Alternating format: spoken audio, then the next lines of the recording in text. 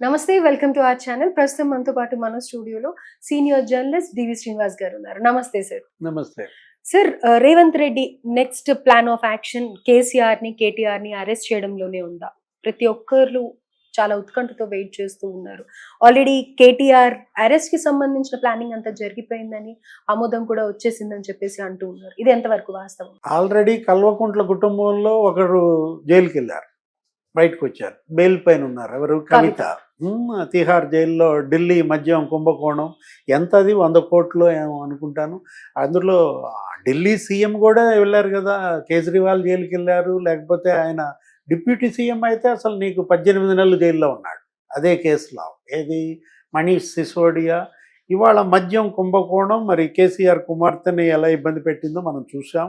ఇవాళ ఆయన కుంగిన పరిస్థితి. ఏది? కేసీఆర్ బయటికి కనపట్టలేదు కానీ ఆయన మొరాలిటీ కూడా అక్కడ చాలా దెబ్బతిన్న నేపథ్యం.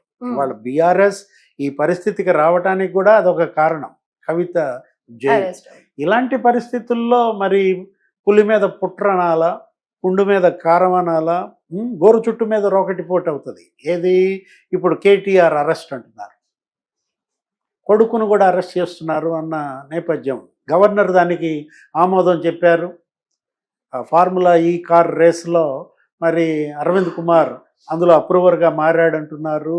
ఆయన 47 కోట్లు అమౌంట్ రిలీజ్ చేయటం 2 విడతలుగా మరి అప్పటి మంత్రి కేటీఆర్ చెప్పినందుకు రిలీజ్ చేశాడని, అక్కడేదో మనీ లాండరింగ్ కానీ ఆ కేసులో నీకు మెడలోతు కూరుకుపోయిన పరిస్థితుల్లో కేటీఆర్ పైకి బింకంగా మాట్లాడచ్చు. ఏంటి కేటీఆర్ అది అసలు నా మీద అది అసలు కేసే కాదనో, లేకపోతే ఏముంది జైలుకి వెళ్తానో, ఇట్లా బింకంగా మాట్లాడినప్పటికీ కూడా ఇవాళ గవర్నర్ ఆమోదం ఇవ్వడం, మరి ఈరోజు రేపు మరి సిఎస్ఏ గవర్నర్ ఆమోద లేఖని ఏసీబీకి ఇస్తారని, రేపో ఎల్లుండో అతను అరెస్ట్ ఉంటుందని, విచారణకు పిలుస్తారని, విచారణకు పిలిచిన వెంటనే అరెస్ట్ చేస్తారా? ఇవన్నీ మరి జరుగుతున్న పరిణామాల్లో నీకు కూతురు అరెస్ట్ నుంచే కోలుకోలేని పరిస్థితుల్లో ఉన్న కేసీఆర్కి కొడుకు గనక అరెస్ట్ అయితే ఇంకా అది దెబ్బ మీద దెబ్బ అవుతుంది. మరి కేసీఆర్‌ని కూడా అరెస్ట్ చేసే ఛాన్సెస్ ఉన్నాయి అని అంటున్నారు కదా. అంటే కరెంట్ వివాదంలో 10 ఏళ్ల కేసీఆర్ పరిపాలన మొదటి 5 ఏళ్ళు ఏ విధంగా సాగినా మళ్ళా రెండోసారి ఆయనకి అధికారం కట్టబెట్టి అప్పుడు ఇచ్చినటువంటి మెజారిటీ కన్నా ఇంకా అత్యధిక మెజారిటీతో ఆయన రెండోసారి సీఎం చేసినప్పుడు ఏం జరిగింది? అనేక అవినీతి కుంభకోణాలు మనం చూసాం. కాళేశ్వరం, ఇవాళ కాళేశ్వరం మునిగిందని ఇక్కడ అదేంటి కుంగిపోయింది. 3 పిల్లర్లు. ఆ 3 పిల్లర్లు దెబ్బతింటమే కాదు, నీకు అన్నారం దగ్గర బొంగబడిందని, సందిళ్ళ దగ్గర బొంగబడిందని. ఇవాళ కాళేశ్వరం 1,00,000 కోట్లు, అది 1,00,000 కోట్ల రూపాయల మరి తీసుకుపోయి గోదావరిలో పోసిన పరిస్థితిగా. ఏంటి దానివల్ల కలిగిన బెనిఫిట్? ప్రజలు మొన్నటి ఓటమికి కూడా అది ప్రధాన కారణం. అలాంటి పరిస్థితుల్లో కాళేశ్వరం పైన మరి కమిషన్ ఏర్చారు. దాని మీద ఎంక్వైరీ జరుగుతోంది. అది మరి పిలుస్తున్నట్టున్నారు. ఇంజనీర్లందరినీ కూడా ఎంక్వైరీ జరుగుతోంది. అదొకటే కాదు, ఇప్పుడు మీరు చెప్పింది విద్యుత్ కొనుగోళ్ల స్కామ్. ఛత్తీస్గఢ్ నుంచి విద్యుత్ కొనుగోళ్లు. అప్పుడేంటి? ఆంధ్రప్రదేశ్ నుంచి విద్యుత్తు తెలంగాణకు వచ్చేది. అప్పుడు వాళ్ళ యొక్క బాకీలే ఉన్నాయి. ఆ బాకీలు కట్టమని ఆంధ్రప్రదేశ్ ప్రభుత్వం ఒత్తిడి చేసిన నేపథ్యంలో నీకు ఛత్తీస్గఢ్లో వీళ్ళు కొనడం బిగిన్ చేశారు. ఆ విద్యుత్ కొనుగోళ్లలో దగ్గర 40,000 కోట్లు మరి అది ఒక స్కామ్ అన్నారు. దానిపైన వేసినటువంటి కమిషన్ మొత్తం నిర్ధారించిందని.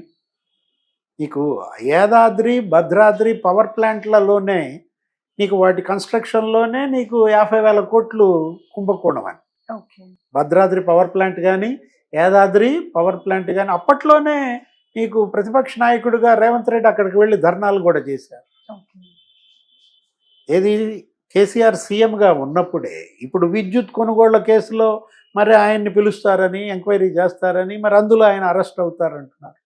అసలు కేసీఆర్ని అరెస్ట్ చేస్తే ఇంకా అసలు ఈ పార్టీ బతుకుతా? ఎందుకంటే అటు కూతురు అరెస్టు, ఇటు కొడుకు అరెస్టు, ఇటు కేసీఆర్ అరెస్ట్. ఇప్పుడు మిషన్ భగీరథ అంటున్నారు, ధరణి అంటున్నారు. ఇప్పుడు అసెంబ్లీలో రేపొద్దున ధరణి ప్లేస్లో ఇంకొక చట్టం ఏదో చేయబోతున్నారు. భూమాత అనే కొత్త చట్టాన్ని ఏదో తీసుకొస్తున్నారు. అటు ధరణిలో అనేక అవకతవకలు జరిగాయి, అవినీతి కుంభకోణాలకు పాల్పడ్డారు. దాని మీద కూడా ఒక ఎంక్వైరీ జరుగుద్దని. వెరసి కేసీఆర్ 10 ఏళ్ల పాలన పూర్తి అవినీతి కుంభకోణాల పాలనగా ప్రజలపై చెరగని ముద్ర పడింది. రైట్. రాష్ట్రాన్ని అప్పుల్లో ముంచారు. ఈ ఎఫెక్ట్ ఏదైతే విద్యుత్ స్కామ్ ఉందో అది 9 కోట్ల ప్రభావం పడుతుంది అని అనేసి అని అంటున్నారు కదా సార్. ప్రజల మీద పడుతుంది 9,000 కోట్లు. 9,000 కోట్లు. అంటే ఇప్పుడు ఇష్యూ ఏంటంటే మీరు కేవలం ఇక్కడ అరెస్ట్ చేయడమో లేకపోతే లోపల వేయడమో ఇది కాదు ఇక్కడ సమస్య. Fixing the nets.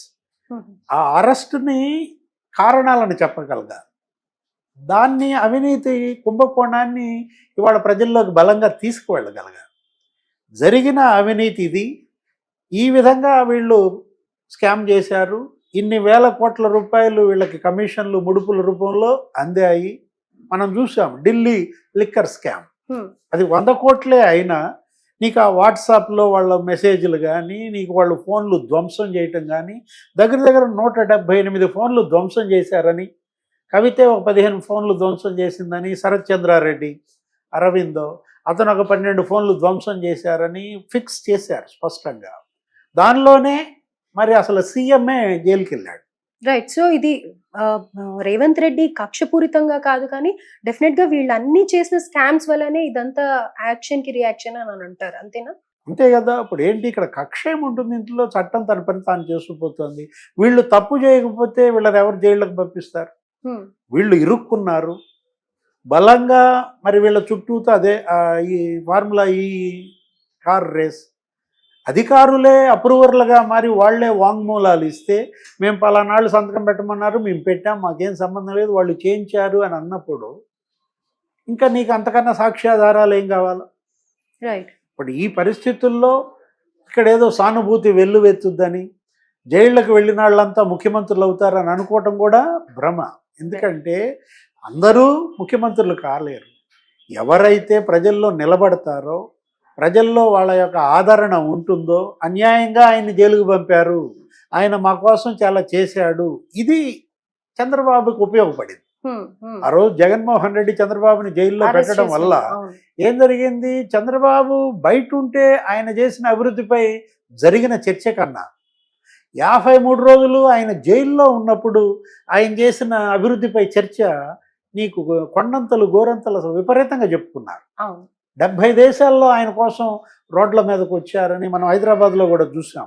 ఏదో మెట్రో విత్ సిబిఎన్ అని, లేకపోతే అక్కడ గచ్చిబౌలి అక్కడ ఏదో మీటింగ్ అక్కడ ఆయన వల్ల లబ్ధి పొందిన వాళ్ళు, ఆ ఇంజనీరింగ్ చదువుకున్న వాళ్ళు, వివిధ దేశాల్లో స్థిరపడిన వాళ్ళు ఇవాళ ఆయన కోసం బయటకు వచ్చి ఇది చేసిన పరిస్థితుల్లో సానుభూతి వెల్లువెత్తింది. అలాంటి సానుభూతి కల్వకుంట్ల కుటుంబానికి వస్తుందా? రేపు రేవంత్ రెడ్డి కేటీఆర్ను లోపలేస్తాడు, లేకపోతే అసలు కేసీఆర్నే లోపలేస్తాడు. అప్పుడు మరి కేసీఆర్ చేసిన మంచి పనులు, కేసీఆర్ కేటీఆర్ మాకు ఉద్యోగాలు ఇప్పించారు, పరిశ్రమలు తెప్పించారు, మేము వాళ్ళ వల్ల కాలేజీలు పెట్టించారు, మేము చదువుకున్నామని అప్పుడు చంద్రబాబు కోసం రోడ్ల మీదకి వచ్చినట్టుగా వీళ్ళు వస్తారా? చూడాలి. ఎందుకంటే మొన్న కవితను అరెస్ట్ చేసినప్పుడు ఎవరు రాలేదు. చాలా డొల్లతనం కనపడింది. ఒక ముఖ్యమంత్రి కూతురు ఏది కేసీఆర్ కూతుర్ని జైల్లో వేస్తే మనం ఏమనుకున్నాం? తెలంగాణ తగలబడుద్ది అనుకున్నాం.